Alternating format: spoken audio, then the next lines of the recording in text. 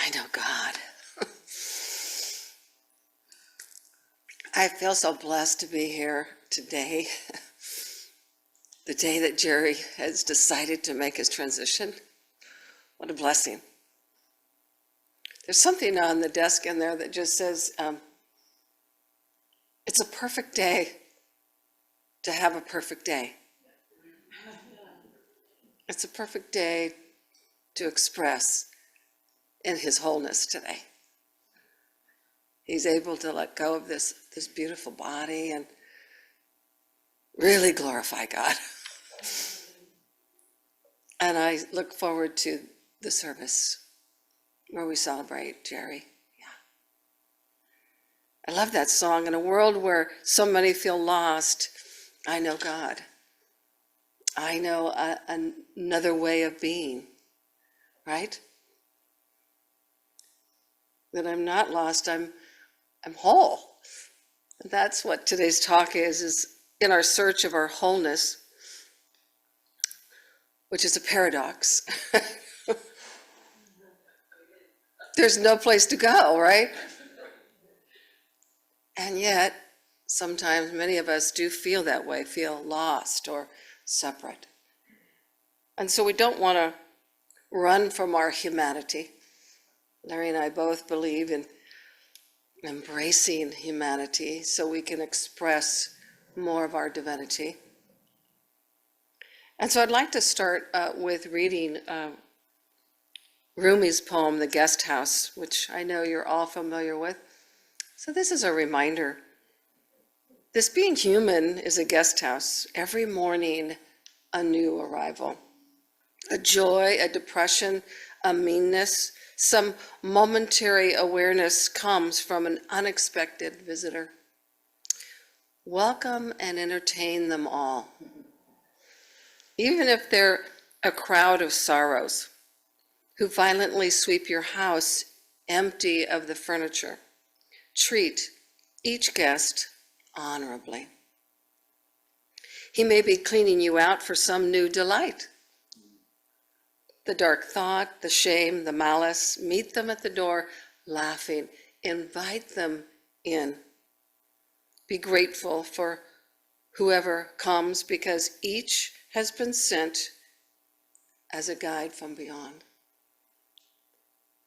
And so it's a profound teaching really illustrating how we can embrace all aspects of our human experience, our human journey, toward wholeness and realization. And all we need to do is really pause, be still, and know that. Be still and know that I am. But this world does sort of get in our way, doesn't it? So the poem encourages us to sort of welcome in every emotion, every thought, every perception that we might have, but to know that that's not who we are.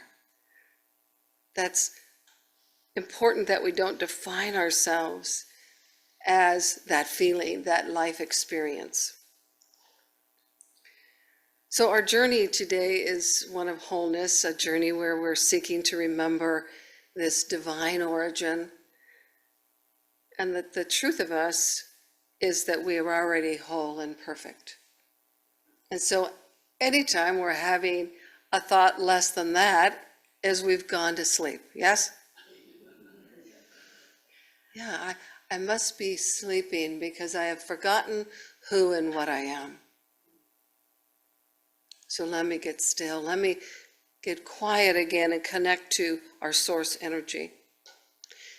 And in unity, one of our basic primary beliefs in our statement of faith is there is one presence and one power in my life and in the world, the infinite, living, loving presence of God. And it's a non-dual idea, yes? Yeah, there's just one thing going on. And so this is a truth that we can all live by, and we want to ask ourselves, am I really living from that idea? Albert Einstein said it this way, a little bit differently. The most important question you can ever ask is the universe a friendly place? Do I believe that in my very being? Is my life an example that the universe is supporting me always? Am I looking for that? One of my favorite Unity books is Eye of the Storm by Dr. Gary Simmons. Anybody else have read that book? Yeah, good, a handful of you. And he speaks to the importance of being centered and knowing that there is only one presence and one power. And he reminds us of the truth is that no one and nothing is against you. And the whole book is about that and about remembering that, and that if we could use our life to prove that to be true, then we would see it everywhere. Yes? Yeah. And so when we realize that the entire universe is really for us, then our experience of wholeness and true worth really begins to show up. And the problem is that you and I have obstacles in the way. And most of the time, these obstacles are stories that we create in our lives. And one of the things I love to share of getting around our story is let go of the story and get on with the glory.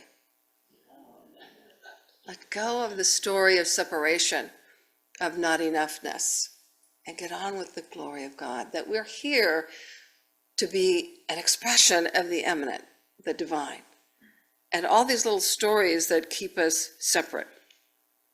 So I'll share one of mine. So for years, I grew up in a family that was very conservative Christian, and I felt different than that theology all of my life. And so I've made up this story that I don't belong, that I'm a misfit. And that went on for years, right? And so even after an adulthood, I felt that especially from my brother.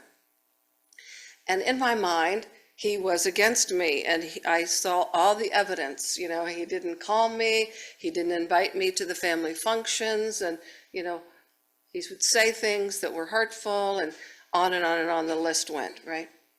And so I would avoid him, right? I would avoid being around him because I was hurt and really believed that I didn't belong to that family, to that energy. And so as I began to grow and mature spiritually, I began to realize that was keeping me away from him. That thought that he didn't love me, or he didn't accept me, or he didn't see me, or whatever story I was making up, that I didn't belong, that somehow, how could that be true? If I'm a child of God and there's one presence and one power, and that power lives in him and me, and how could it be true that we're separate from each other and that we don't belong? So I began to change my belief, and I began to say, I belong to my family of origin. I belong to this world. Everywhere I wanted to belong, and I began to look for ways, and then I began to reach out to him. So he's not calling me, but I'm not calling him, right? So maybe I should be the one to reach out. And I began to slowly, methodically bring that wall down and eliminate that story, I don't belong. And lo and behold, it changed, right? Our relationship changed. Now, we're very different politically, and our faith tradition is different, the way we live our lives. So, you know, I'm not going to say we're going to move in together and live happily ever after. But there's love there. There's a recognition there. There's family, yes? And that's so important to me. I began to see him as whole and see myself as whole. I came to understand that my resistance to life, my unwillingness to embrace what was happening, that's what kept me from experiencing my own wholeness. And so I began to also recognize this power of welcoming, as Rumi was talking about, welcoming everything. And I learned about this other minister, Lisa Natali, and she began to also notice that she was suffering in life, and most of her suffering from physical and mental states and emotional states came from resistance to what was. She had hard of hearing, she had a body that was overweight, and there was lots of challenges in her life. But rather than wanting to heal and move away from that, she began to be with it, to welcome whatever was happening in that day. As the poem said, welcome the pain or suffering. And what happened for her was she was able to separate herself from the story of I'm not enough, I'm not good enough, or I'm in pain or in sorrow, and to notice it, to become an observer of that self that felt separate. And she became aware of becoming aware. Yes? Yeah. And so there's also this great story about Jesus, and had so many beautiful parables, and he talked about the treasure hidden in the field. He said in Matthew 13, the kingdom of heaven is like a treasure hidden in a field which someone found and hid. And then in his joy, he goes and sells all that he has, and he buys the field. So this is such a beautiful story about being about all in on the field, because you see this treasure, this field is awareness itself. It is the awareness itself in which I can know my wholeness. I don't have to remove things from my body or my thinking even. I just have to be aware. The kingdom of heaven is our awareness of our oneness. Yes? Yes. That's where we want to live. That's where we want to invest all of the treasures and bury it, and then go and put everything we know into that. The field is this true context in which you're having your life. The kingdom of heaven is the field, the context in which you're having your life. So he said the kingdom of heaven is at hand. It's not a place we go to after this body dies. It's in the here and now, yes? Yes. So that song about I know God, that's where we can celebrate. That's where we can awaken. So if in the context there is one presence and one power, then the field welcomes whatever arises. Whatever is there, it just welcomes it. It doesn't have to heal it. It doesn't have to change it. It doesn't have to morph it. It doesn't have to pretend it's not there. It just welcomes it. And it is in that non-resistance to life in which we can expand the heart and grow the mind and be all that we've come here to be. And to let go of the story and get on with the glory. Yes? Yes. Yeah. So we can imagine a world where nothing and no one is against us, and imagine a life where no situation has the power to diminish us, because we are grounded in our wholeness. We know who and what we are. We know whose we are. So I'm going to say an affirmation that Myrtle Fillmore gave us years ago, and then I'm going to invite you to say it with me. Centered in God, assured by faith, and prospered by divine love, we boldly move forward, committed to our spiritual growth and service to humanity as we build unity together. I know you're not going to remember all that, so let me give you one line at a time. Centered in God, assured by faith and prospered by divine love. Assured by faith and prospered by divine love, we boldly move forward. Committed to our spiritual growth and service to humanity as we build unity together. So that's what we can be about, even in this political election time. Yes, we can build unity together. We can be the voice for truth and justice and compassion and togetherness. We don't have to separate. We don't have to hate our brothers or sisters who may not be in the same political persuasion we are. We can see them as whole. Yes? Yes. So let me invite you to share whatever stories you've been telling yourself that might create separation from your own wholeness. Or maybe how you can begin to welcome everything in your life, even the challenges, and discover the treasure in you. Is there anybody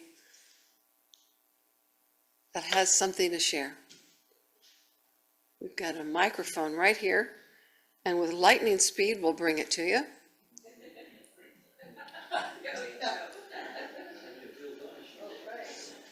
We've got a hand over there. Thank you. Eva, I'll meet you halfway. All right.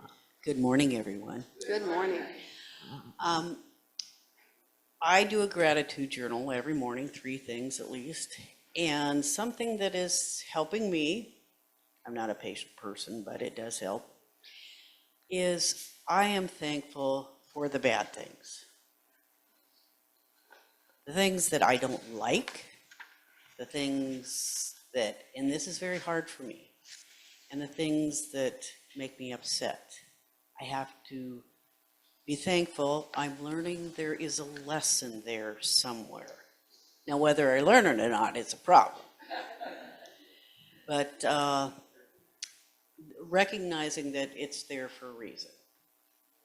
And I'm having a little trouble hearing that message all the time, or learning. But thank you for allowing me to share. I hope maybe this resonates with somebody or some you.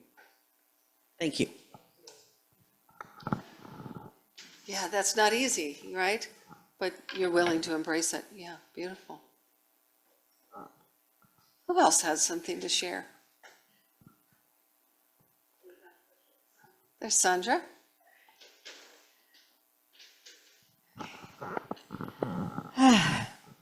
That was taking in what happened this morning, and I know he's around us right now, so I just want to say that I'm very grateful for each and every one of you, and for some of you who've been here for years. So what I'm hearing and learning from me is I have a friend that I bounce my things off with, and well, several, but is that I'm learning that we live in different worlds in thought, in ideas, in beliefs, and I'm not taking anything personal, but what I was kind of blown away with is how we can all see things from different perspectives, the same thing. And my lesson the last couple of weeks is that after being sort of blown away by things, is to sit down with it and go, wow, I need to get out more. I need to talk more with people outside of my little circle, because I really had some adjustments to make at home with myself about I just can't grasp how many ways we can look at one thing. So I'm grateful for those who stand up for their truth and for what they believe. And I am grateful that we can still be a community and a family and love one another. And I just want to say thank you for each and every one of you. And thank you for the lessons I'm learning that, we just all wonderful colors and ideas and beliefs. And And we're here all together and wanting to make a commitment to be this community and this family. So thank you. Thank you. Beautiful. Yeah. That's the wonderful thing about oneness, is that we get to see all the colors of ourselves in each other. And it's, our prayer chaplain said today that we get to see ourselves in each other. Wow. Hello. And I also, something that you were saying about Jesus saying, comparing fields. And now the scientists are calling what we live in a field. I think that's so ironic that, but Joshua does tell us that we create our small R reality, what we're experiencing right now, out of the big R reality. That's the big field that we're drawing from to our oneness. So just be curious about everyone you meet, because you've drawn them to you, and there's a reason that we look into each other's eyes and recognize each other. Absolutely. Thank you. Glenn. One thing that what you've said is brought up is the inner and the outer has become one with me. It used to be I can't wait to bring it together because the outer sure didn't seem like what was going on the inner. But that's come to pass, and so the more I get into, the more I realize that there, it's not just a saying. There's no spot that God is not. God literally is everywhere, and God is essentially love. That means love is everywhere. So when I get it the most is when I take a little walk, maybe up the driveway or by the woods or something. I realize that I'm taking a love bath, because love is everywhere, and it's not hidden. For me, it's not all hidden in nature.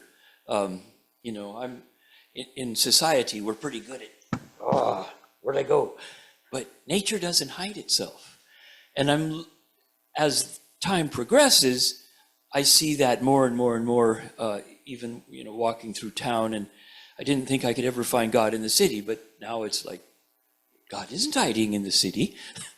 It's everywhere. So I invite you to take a love bath. Next time you open your eyes, it's all around us. Beautiful. Thank you, Glenn. Anyone else? I did love that Haviz poem I am a hole in the flute of the Christ presence. Yeah. That you read, Glenn, for Jerry. That was so beautiful. I want to be the hole in the flute to demonstrate the Christ presence. Absolutely. Absolutely. Today's hard being at Jerry's here, but because I look at this and his sweat equity is in this beautiful room. His energy. For me, when I first came back here to live, I was born and raised here, but I was away for 20 years. I came in with my mom, who's raised a Baptist, not really that into it, but she was Baptist. So I wasn't sure how she was going to react, but she came. And at that time, we had folding chairs on both sides so that, everybody that came would have a seat. And she was sitting over there with me, and it was February, I believe. And all of a sudden, the sun broke through the skylight and the one up there, and it just came right down on the both of us. And it was just like, I was home. I was home. Not only just physically, in my heart. And I was going to say, you're standing right in that same sunlight. Yeah. Yeah. So it was like, I really hadn't had a chance to explore unity when I was, in those prior years. And when I came here, I just delved into every training that there was, every, book study that there was. We did the 4T program probably 3 different times. And the expansion from that was amazing. But when I went to Ireland, there was this moment. It was just this moment that was pretty incredible. And now when I move around, walking or driving, I just see God in everything. Yes. Thank you for the music. So it's beautiful. Thanks. Yeah. Thank you. Thank you for the tears too, because it's just the Holy Spirit, moving through us and just touching our hearts, and absolutely, and being present to what is. And, in the loss of a loved one, we grieve and we feel sorrow and we celebrate, right? So there's all of it, this is about bringing it all in as the guest house, right? We're going to feel joy, but we're going to have sorrow and a sense of separation. And until we integrate this new way of Jerry's presence out of a body into spirit, there's a time that needs to take place for that transition for us, for that realization that he's so here, as you said. He's so alive here and has gifted this ministry with his sweat, but also his financial being. Anyone else want to share? Whoa, here I come in and out. Didn't mean to yell at you. All right, well, we can move into a little meditation. Let's just take a moment to sort of take all of this in and reflect. Just be centered in God right now. Take that holy breath and breathe in the life of God as you. This holy breath that sources us.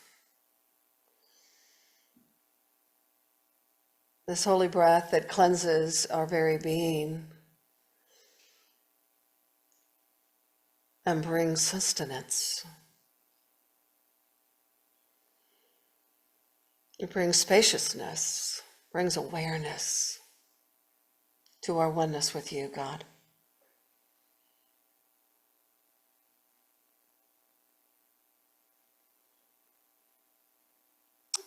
So right now, let's bring to mind one of our co-founders, Myrtle Fillmore, who wrote this: centered in God, assured by faith, and prospered by divine love, we boldly move forward, committed to our spiritual growth and service to humanity as we build unity together. And so we thank you, Spirit, for this union of hearts and minds today. That there are no accidents, that each person that is present here is contributing to the well-being of all. That there is a divine appointment that we all said yes to be able to gather together in your name. And so we bless this time, we bless this sanctuary, we bless this ministry, we bless the vision, and we bless our beloved Jerry.